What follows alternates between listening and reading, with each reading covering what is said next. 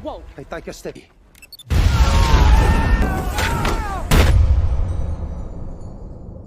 Film ini dibuka dengan memperlihatkan seorang pria bernama Clay yang sedang membasmi sarang tawon di sebuah gudang milik Nyonya Parker.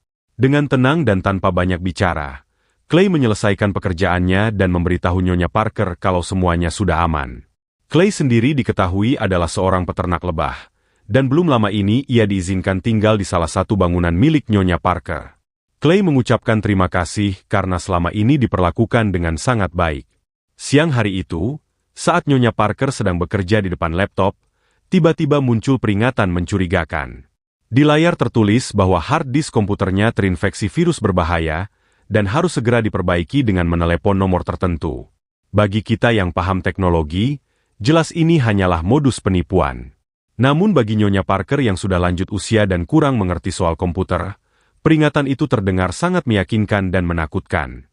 Begitu nomor tersebut dihubungi, ia langsung tersambung dengan seorang pria bernama Garnet.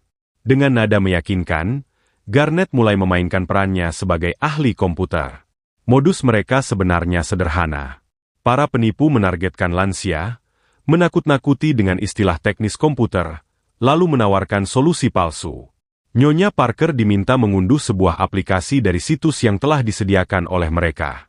Tanpa disadari, setelah aplikasi itu terinstall, Garnet dan timnya langsung mendapatkan akses penuh ke komputer Nyonya Parker. Kegembiraan Garnet memuncak ketika ia mengetahui bahwa Nyonya Parker memiliki dana sebesar $2 juta. Sayangnya, uang itu bukan milik pribadi, melainkan dana dari lembaga amal yang dikelola Nyonya Parker. Namun bagi para penipu, itu bukan masalah. Mereka lalu berpura-pura melakukan salah transfer ke rekening Nyonya Parker dan memintanya mengirim uang tersebut kembali. Tujuannya hanya satu, memata-matai kata sandi mobile banking korban.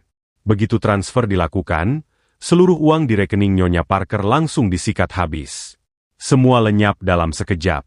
Di waktu yang sama, Clay sedang sibuk memanen madu dari peternakannya. Ia berencana memberikan hasil panen itu kepada Nyonya Parker sebagai tanda terima kasih. Namun malam itu, ketika Clay datang ke rumah Nyonya Parker, suasana terasa janggal. Alarm kebakaran berbunyi keras. Mengira ada perampok, Clay mengambil pisau dapur untuk berjaga-jaga.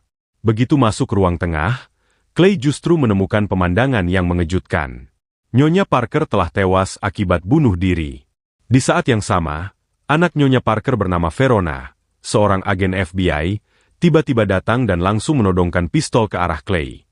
Ia mengira Clay adalah pelaku pembunuhan ibunya. Tak lama kemudian polisi datang. Setelah penyelidikan awal, mereka menyimpulkan bahwa Nyonya Parker meninggal karena bunuh diri. Meski begitu, Verona sulit menerima kenyataan tersebut. Clay tetap dibawa ke kantor polisi untuk diperiksa lebih lanjut. Namun pandangan Verona mulai berubah saat ia memeriksa rekening ibunya. Semua uang di saldonya habis tidak tersisa. Saat itulah ia sadar, ibunya baru saja menjadi korban penipuan.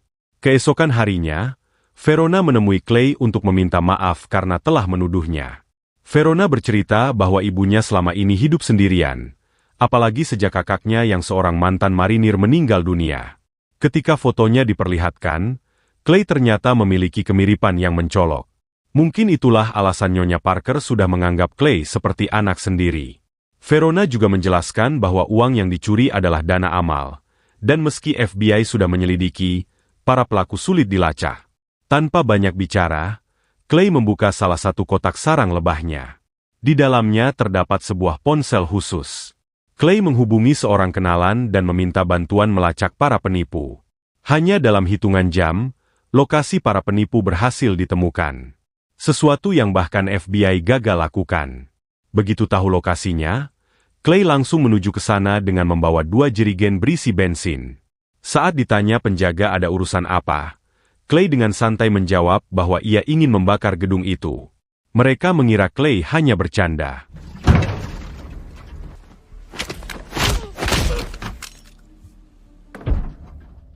Namun situasi berubah saat Clay naik ke lantai atas dan memerintahkan para penipu berhenti mencuri. Bukannya takut, mereka malah menertawakannya. Clay langsung menghajar salah satu pegawai. Kepanikan mulai menyebar ketika Clay menyiramkan bensin ke seluruh ruangan. Lalu, Garnet muncul bersama para pengawalnya. Saat ditanya siapa dirinya, Clay hanya menjawab singkat bahwa dirinya Beekeeper. Garnet memerintahkan security menyerang, tapi semuanya berhasil dilumpuhkan.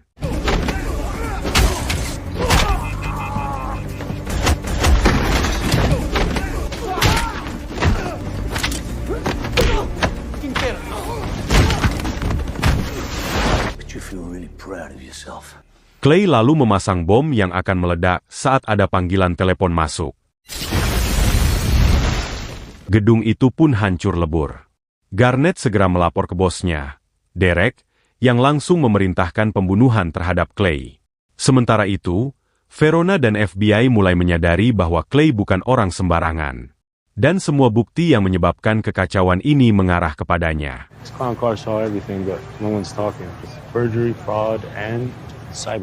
Akhirnya Clay membunuh Garnet dengan brutal.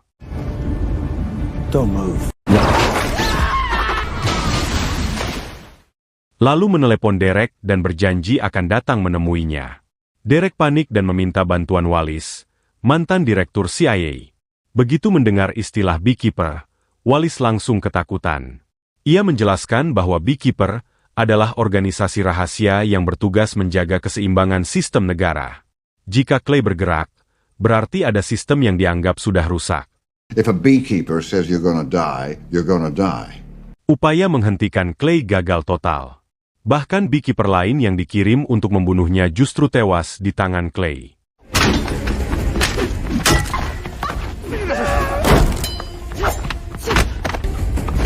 Satu beekeeper senior seperti Clay bisa lebih berbahaya daripada satu pasukan penuh.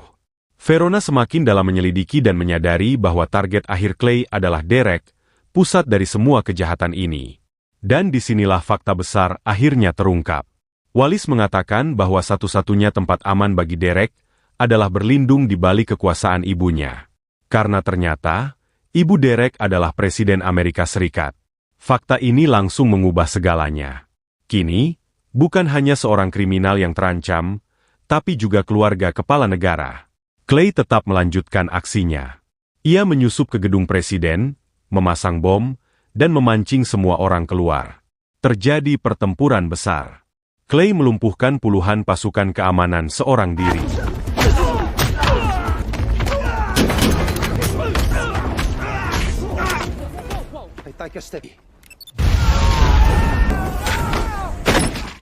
Derek akhirnya terpojok.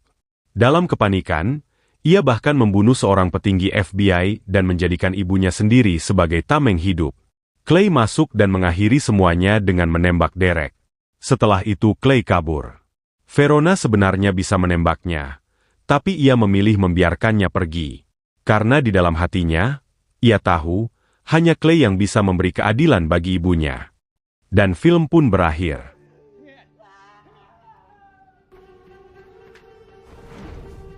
Goodbye, Adam Clay.